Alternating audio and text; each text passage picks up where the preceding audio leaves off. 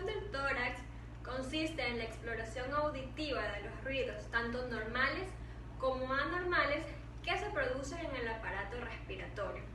Estos se pueden efectuar directamente mediante la oreja o por medio de un foneroscopio aplicado sobre la piel del tórax. Para una correcta auscultación debemos de seguir ciertos requisitos, como por ejemplo estar en una habitación adecuada, con una temperatura adecuada, con buena iluminación y alejada de ruidos externos, para poder diagnosticar mejor a nuestro paciente. El paso es la secuencia de la auscultación para identificar el murmullo vesicular. Esta secuencia debe ser simétrica y comparativa. Se le realiza de la siguiente forma.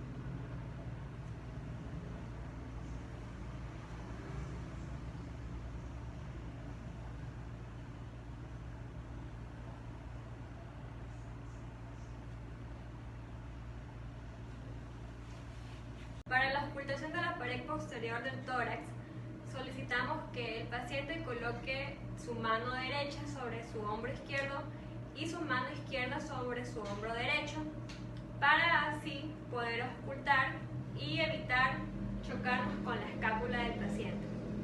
Para ello se realiza de la siguiente manera. Cada vez que la membrana del estetoscopio toque la pared de tórax del paciente, este deberá decir la palabra 33.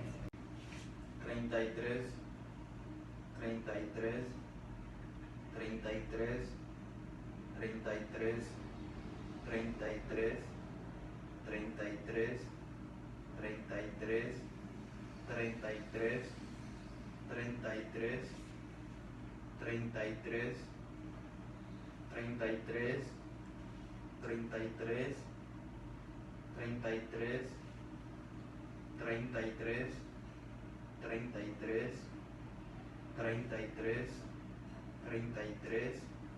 33, 33, 33, 33,